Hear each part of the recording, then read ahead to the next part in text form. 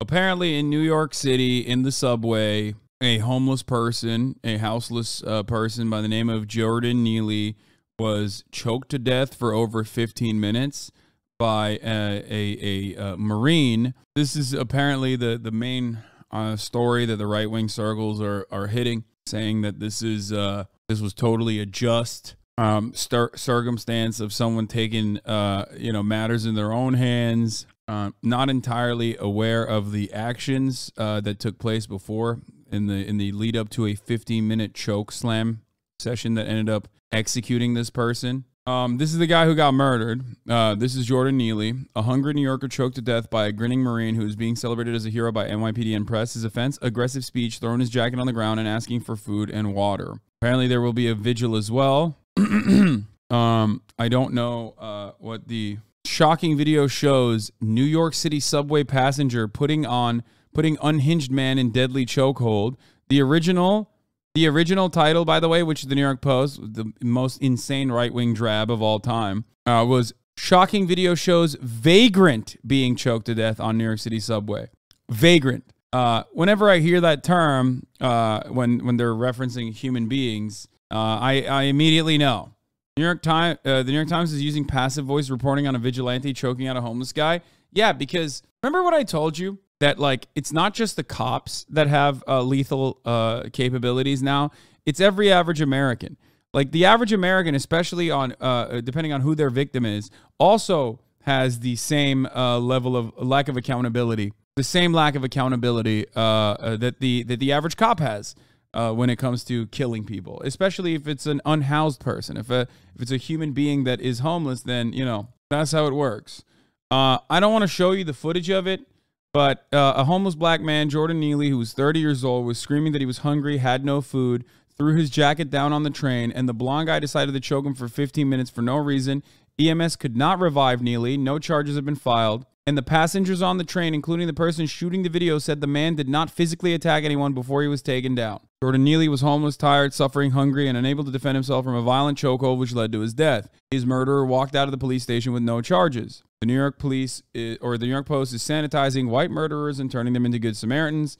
Now, here's the thing. Per ABC7, the 24-year-old Marine who had 2 deployments and knows some MMA moves admitted to the police that he wasn't threatened by Jordan Neely, but he came up from behind him and put him in a chokehold for 15 minutes. Video shows a strap hanger. What is a strap hanger? Into his own hands, pinning down an unhinged man in a deadly incident on a Manhattan subway station this week. A subway rider is called a strap hanger? I had never heard that before. If a homeless man makes me uncomfortable, the sentence is death is the kind of public argument that people should be embarrassed to make in public, except no, they're not. I saw a guy overdose on the train last week. A homeless guy on the subway tried to attack my wife on her way to work just a few months ago, thrusting a pointed umbrella at her. There was no one around. There's obvious social disillusion going on, and no one seems to know what to do. You're going to be sanctimonious when people start defending themselves and others, no matter how ill-advised. So here's the problem. I don't know if those stories are fake.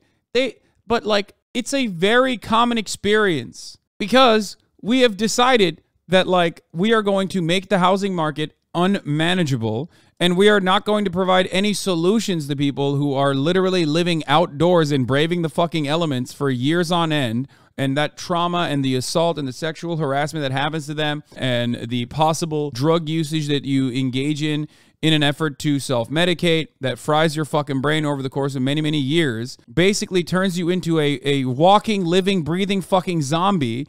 And then the government doesn't do anything to interfere in the process other than violent police action. And even then, that's not always the fucking case, right? Which is not necessarily a bad thing that that's not always the case, that it doesn't happen regularly. Like, intervention happens not often, but when it does, it's incredibly violent. Okay, so do not misunderstand what I'm saying here. And then we are just like leaving matters into the hands of like random fucking vigilantes.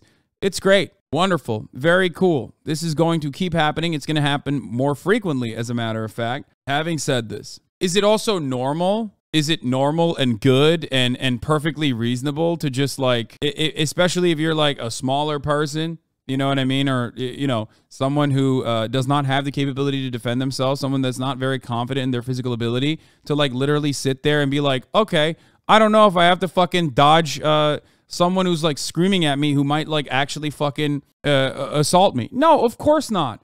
I'm sorry. That is not normal. Okay? It's not normal. The government has to do something about it. That's why we fucking pay taxes, man. That's why. It's ridiculous that we have criminalized homeless people. We have criminalized existence in this goddamn country. We do nothing to solve it. And then we just like basically leave matters into the hands of the people. And because the cops are also fucking dog shit at their jobs in general too, and only engage in like incredibly violent fucking ways, and usually not at all because, you know, their feelings are hurt, I think, or something, or they're not getting paid enough. Like $8 million a day is not enough for the LAPD as far as funds goes. You know what I mean? That like now people are just going, I'm going to take matters in my own hands. Great. Awesome. Now the Manhattan DA's office is investigating after Jordan Neely dies following a subway chokehold incident. Brother, why are you talking like a cop did this? You want to know why? That's deliberate. That's by design. Because cops are doing the blue flu shit. So now it's like up to the fucking citizens to also enact in the same exact violent, psychotic fucking ways. So now the media is doing the same fucking defense for like random vigilante people, as long as like the victims are black and homeless, that they would have done for the cops. Here's Olayemi's take on it. Incredibly frustrating about New York City is that it paints itself like it's this big, diverse, progressive city. Like, oh, it's a blue state. Oh, the liberals. Meanwhile, I have never seen the level of disparity and dehumanization between different populations of people in my life. Like, just think about this. And this is something I know as both just a... Same goes for California, too. Los Angeles is the same way with their mistreatment of homeless people. Like, they're fucking, you know, not human beings. Part of that is because the media is constantly fucking hamming on this narrative. Another part of that is, and people get fucking mad at me sometimes when I mention this, but another part of that is because, like, yeah, if you're living in a fucking big city and you're constantly seeing people on the sidewalk just like roll up on you and fucking yell at you and shit, I avoid it. It doesn't matter to me, but I'm a big fucking dude. I get why some people might be scared. For me, in particular, I've talked about this before. There's a dude that loves jerking off. For me, it's whatever. What the fuck's he gonna do? You know what I mean? I just, you know, when I'm walking around my house, it's one thing. But I also don't feel all that safe if it's my mom walking around. You know what I mean? Like, it's crazy. Like, stop making a joke about gooning or whatever. In a normal society, okay, that person should be getting the proper one. That person should be jerking off in a house and not outside in a fucking sidewalk. And in a normal society, that person would be getting help for the very clear, obvious mental disabilities that he has, like the litany of fucking mental disabilities he has. That dude also tries to literally fucking break into my house every now and then. I know. It's in front of my house. Yeah, I know. He will randomly at like 6 a.m. show up on my fucking cameras trying to break into the house. I don't know what he's going to do if he breaks into the house. It's not that big of a deal at the end of the day. I can deal with it on my own. But like, it is an abject failure of the systems that we exist under that like a dude is doing this shit. My immediate solution to this problem, of course, isn't like kill the guy or isn't like call the police so they come and kill the guy. You know what I mean? I'm not going to outsource the violence of the police force. Are you making this up? You think I'm making this up? Do you live in Ohio where you don't have any neighbors? No, man. Of course I'm not making it up. Are you stupid? One, I've talked about this before. And two, this is a very normal thing that happens in cities all the time now. If you live in a fucking big city, you're going to have dudes jerking off. It's not as bad or as psychotic or as dangerous as the way that, like, especially when they make it seem like, you know, the outside of my fucking house is like goddamn war zone or whatever. They always make it seem like, you know, people are getting fucking stabbed left and right. No, stabbings do happen. Of course it happens. You know, it's a part of living in a big, dense urban environment. You know what I mean? It's not a fucking battlefield. And you learn how to deal with it, except you shouldn't have to deal with it. And especially when, it's not great when things do end up becoming a very real problem, okay? But that's pretty bad. I mean, I think objectively speaking, that's pretty bad. In a normal society, that person will be getting the fucking help he needs, okay? We don't live in a normal society, though. So when that shit is happening, and you see it in the media all the fucking time, no matter how woke you are, no matter how liberal you are, okay, and plenty of people claim that they're liberal, but they're not really even liberal when it comes to this kind of thing.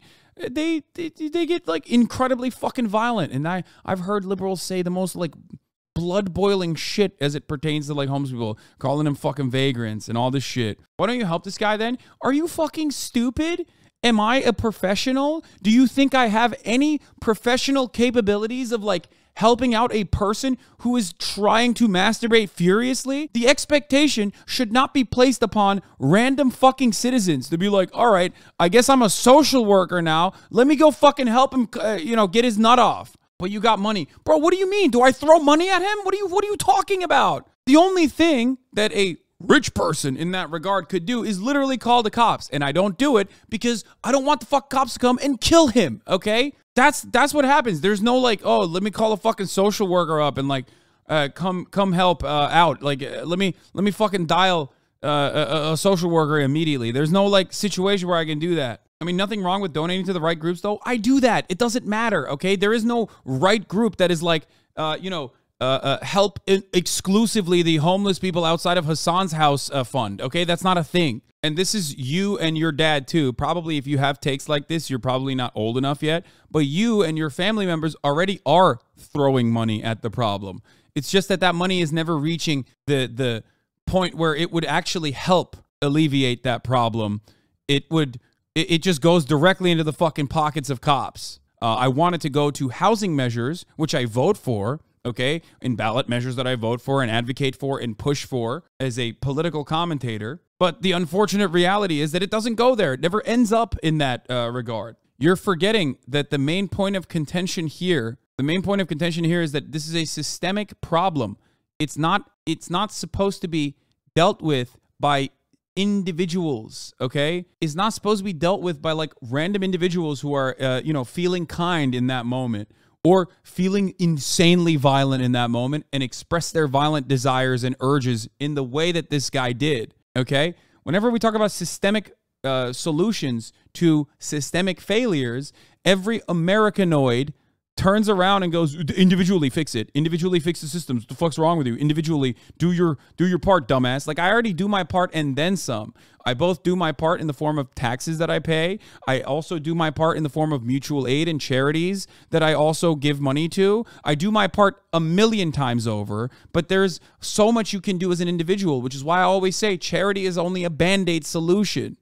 Mutual aid is only a Band-Aid solution. It is such a weird fucking argument to engage in, to be like, dude, why aren't you personally housing every homeless person? And the less we fucking deal with it, and the more we got like stupid people going, dude, what do you mean? There are two sides of this story, as there is in every fucking story, but this one is especially frustrating because anytime something like this pops off on like Twitter or anywhere else, you have the one side that's like, they need to be executed, okay? Fucking melt them in the biomatter.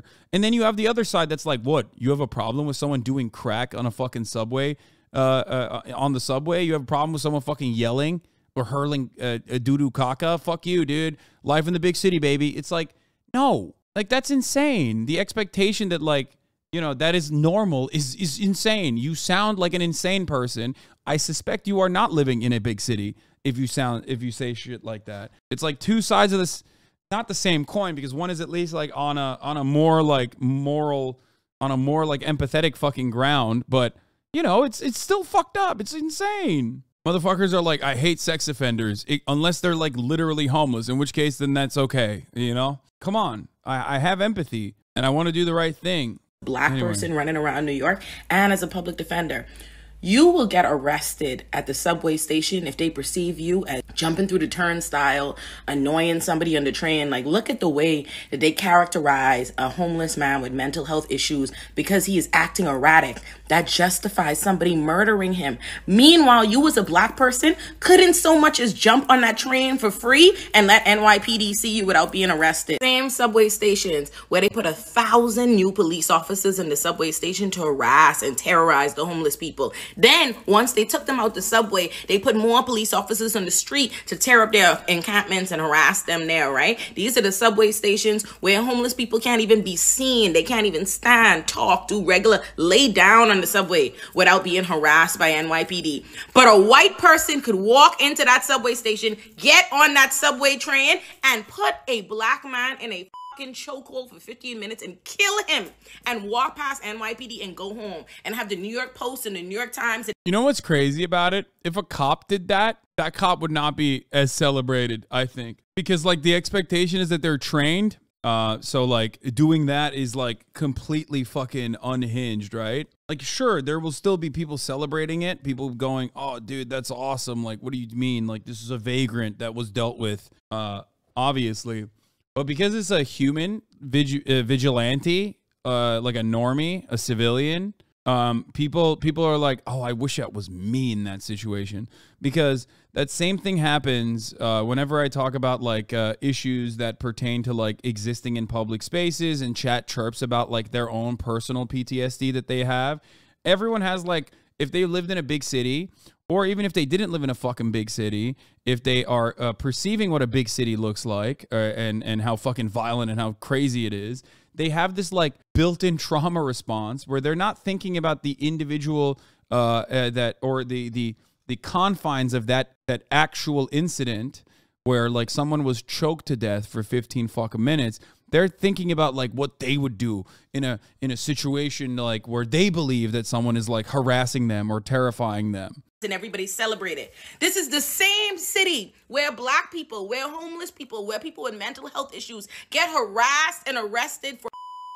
But you could kill those homeless people and go home free. This is a sick world. I feel like that needs to be emphasized in a crazy way. It's not just the fact that you could clearly see the media transparently and boldly painting the killer as a hero while they dehumanize the homeless man, right? No. That's not sufficient, right?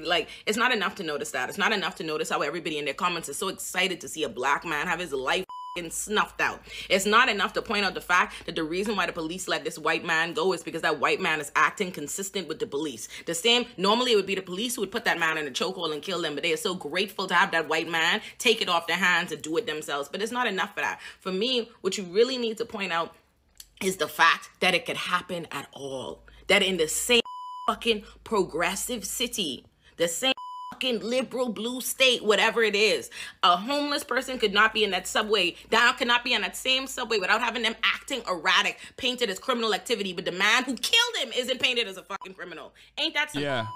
And it's bad enough that I'm sitting here trying to wrap my head around why Jordan Neely is dead. Why we live in a society, in a world that has such a disparity for black people versus for white people, for rich people versus for poor people.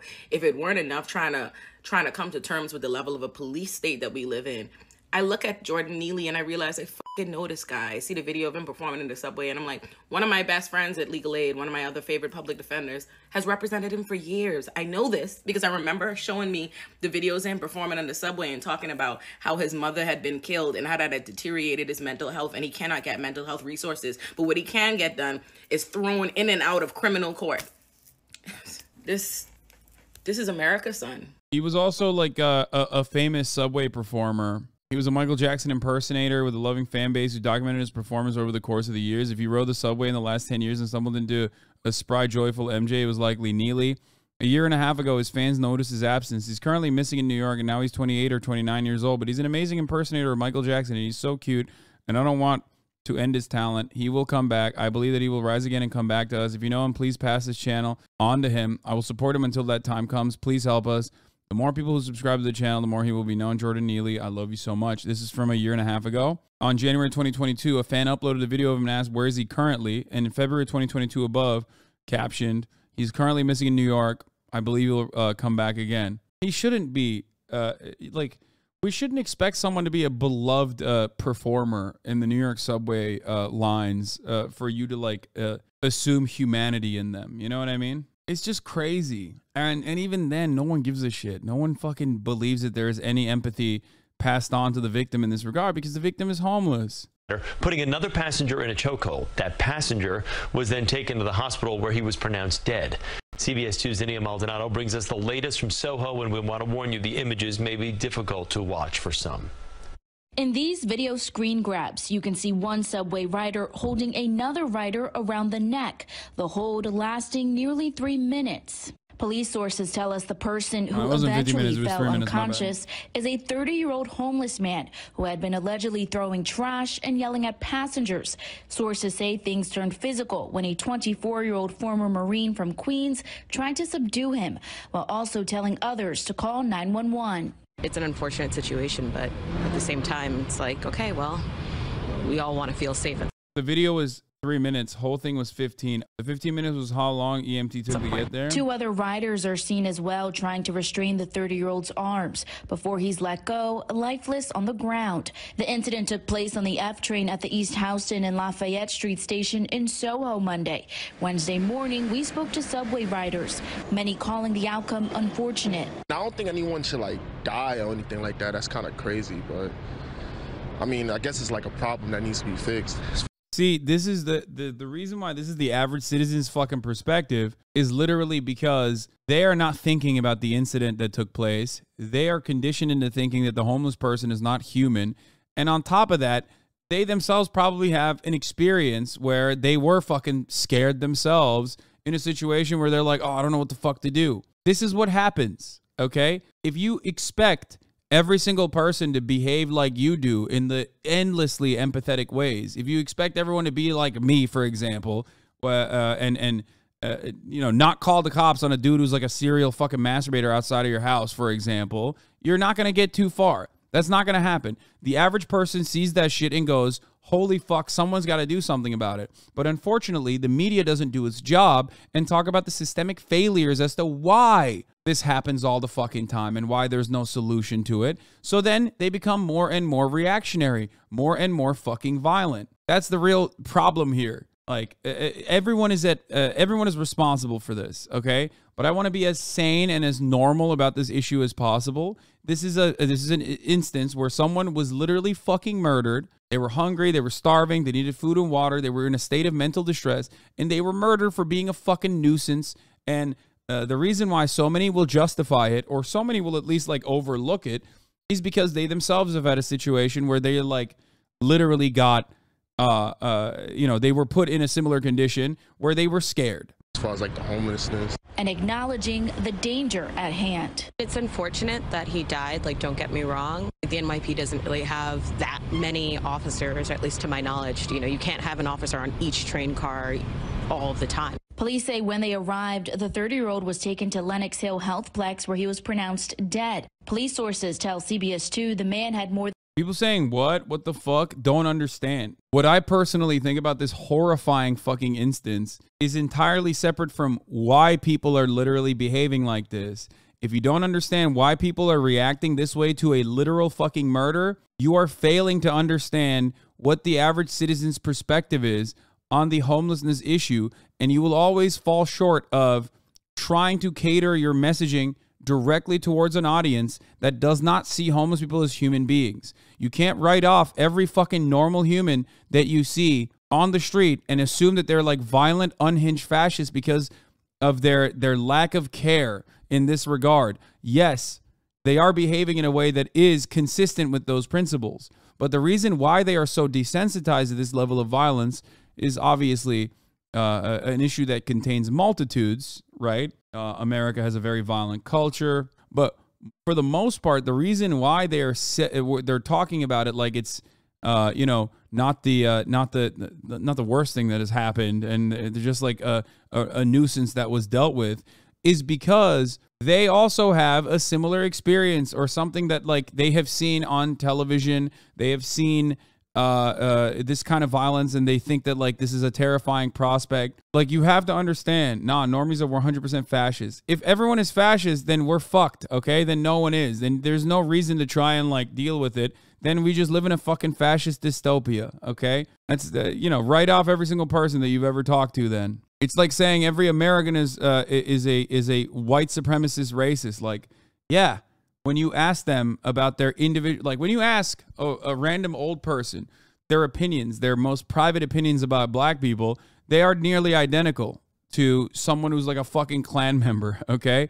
That doesn't necessarily mean that they have like the ideological predisposition that a Klan member has. It's just that they have been conditioned into thinking that. And there needs to be a way to separate that in your mind when you are dealing with people, because normies don't realize, but they can still be convinced otherwise. It's what so many people were taught. Not everyone's a fascist, but we do live in a complacent and disillusioned dystopia. That's not an exaggeration. Of course. Absolutely. Okay. 40 prior arrests, as well as an active warrant stemming from a 2021 felony assault charge.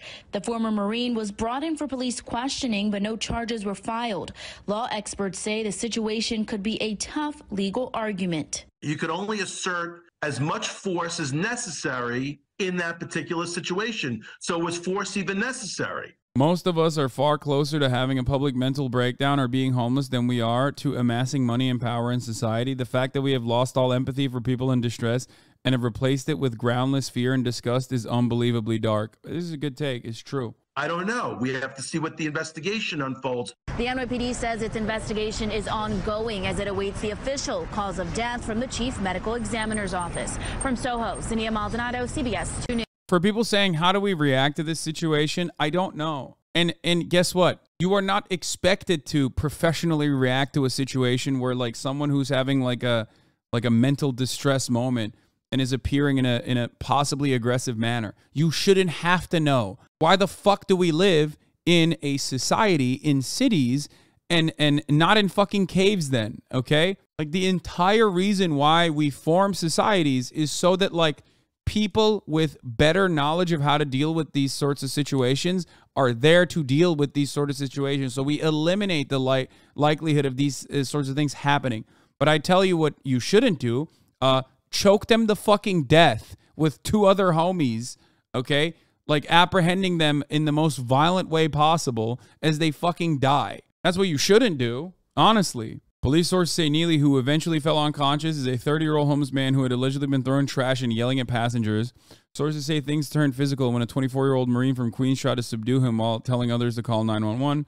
It's an unfortunate situation, but at the same time, we all want to feel safe at some point, one person said. Two other riders could be seen as well trying to restrain Neely's arms before he's let go, apparently lifeless on the ground. Is it right to stop the attackers like being a bystander?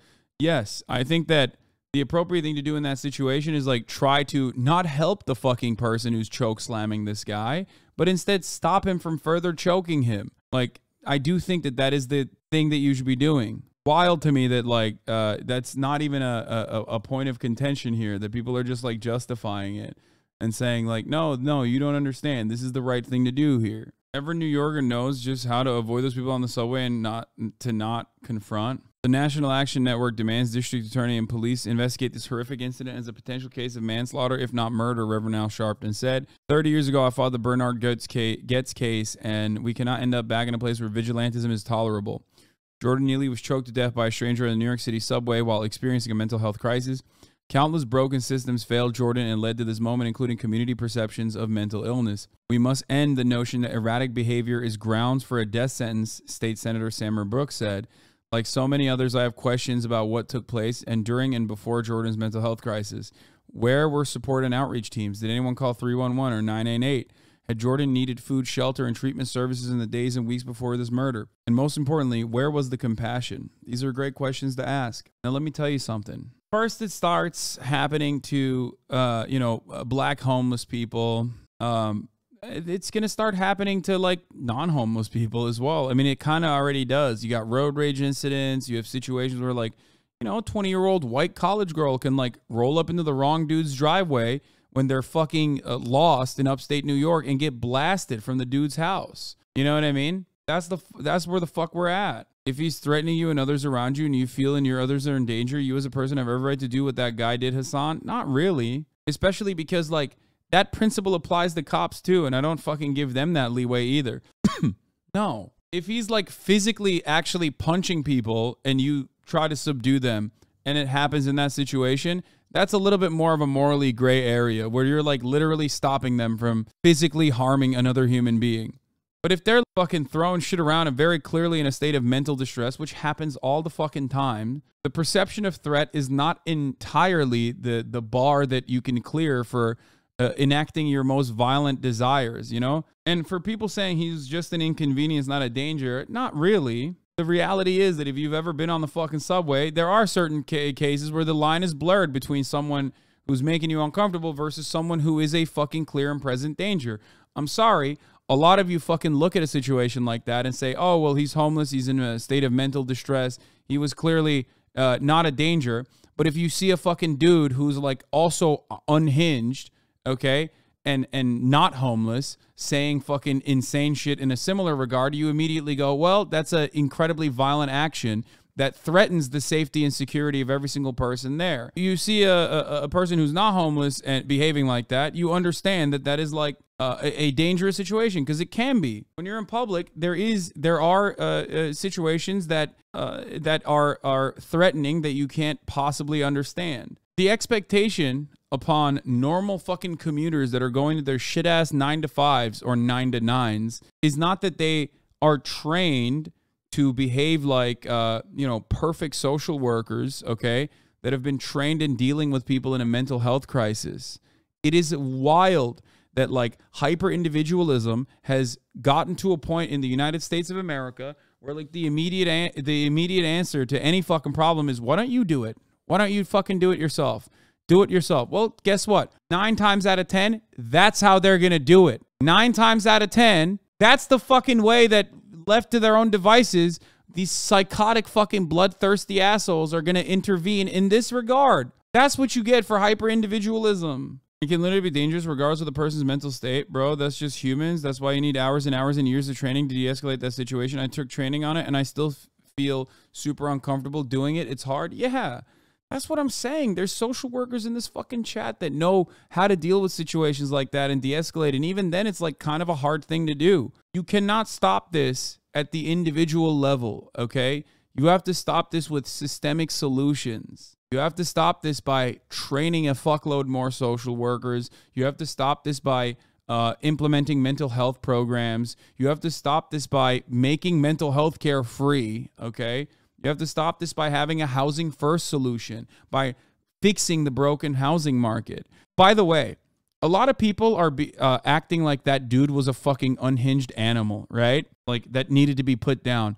You have the safety and security of saying actually unhinged animal style things from the comfort of your mom and dad's Connecticut McMansion, okay? But what you're saying here is infinitely more animalistic and more violent than what that dude was doing. I don't even know the exact details of what that dude was doing, but this kind of like, I'm a warrior mentality, I'm a sheepdog mentality is what fucking wolves do. And you think that that is sick. You think that that's sexy. You're just as much as an animal, if not a way worse fucking animal than anyone having a fucking mental health crisis, because this is you in your most sane moment. This is you in your most sane moment from the comfort of your fucking home. You have fantasized yourself to be like this violent demon when push comes to shove. Do you recognize that? You don't, because you're a fucking dumb idiot. You're brain broken. That's the point, though. You're a disgusting, vile animal, but no one will treat you as that, as such, because you have a house. Okay? That's the main point of contention here.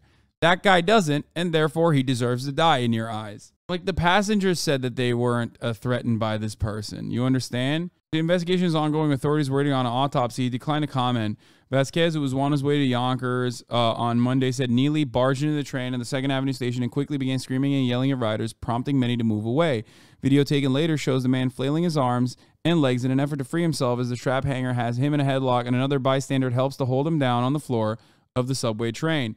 He moved his arms, but he couldn't express anything, Vasquez said of Neely. All he could do was move his arms. Then suddenly he just stopped moving. A person could be heard in the video expressing worry about Neely's well-being off camera. The man who had been helping the strap hanger told Neely down replies that he's not squeezing no more. Then the two let Neely go after a few seconds, leaving him lying on his side on the ground. None of us who were there thought he was in danger of dying, Vasquez said. We all thought he passed out or ran out of air. What do you think happens when that happens? You die. Vasquez said he had mixed feelings about the fatal encounter, particularly since Neely had not physically attacked anyone on the train before he was taken down. There you go. That's like a witness there. He has mixed feelings about the fatal encounter since he said Neely had not physically attacked anyone on the train before he was taken down. I think that in one sense, it's fine that citizens want to jump in and help, but I think that as heroes, we have to use moderation. This would have never happened if the police had shown up within 5 minutes, he added. Then we'd be talking about a true hero It's complicated. Yeah, no. The reality is that if the police had shown up in 5 minutes, they probably would have done the same shit. I've been on the train and seen people go crazy all the time, and everyone just fucking ignores them until you attack a homeless person. You're more unhinged than the homeless guy. 100%. It's the way these psychos talk highly and mighty about when it comes down to it, I'd hornily murder the threat, when we all know if the threat was an actual armed threat, they'd pee themselves and cry for their parents. Their power is only sufficient for marginalized people like homeless people. Yeah, there is a perception of threat that they feel in this regard, but what they fail to recognize within themselves is that if it was a real threat, you would not have the fucking capacity to like spring into action. You know what I mean? Most people don't. And that's the reality. You can only enforce this level of like violence against motherfuckers that are not really a threat. Ultimately, the only person that harmed someone in that process was the Marine. Seeing the same kind of shit go down in San Francisco, the case of Banco Brown, who was gunned down by a security guard and then defended by the DA. Yeah, I don't know, man. It's just like it's just vile. Yeah, we're just like normalizing Kyle Rittenhouse style behavior all around, left and right. It's fucking crazy. I look at a situation like that and I say to myself that this is completely fucking unhinged, and it's not good. And unless we solve this issue, it's only seemingly going to get worse. But for some weird reason, I can't get others to recognize that reality. I don't know. We're such fucking dramatic hardliners on this. Also, a lot of the people that like fancy themselves to be like the vigilante justice bringer in this circumstance, by the way, that means you're just a murderer, are not that far removed from being in the shoes of that homeless person. I know everybody likes to fancy themselves not as like exhausted and exploited proletariat members, but instead as temporarily embarrassed millionaires and billionaires. But like, no, motherfucker, you are significantly closer to being a fucking homeless person that is in a state of mental decay and in a state of mental distress than you are to being that other guy, okay? It's just how it is.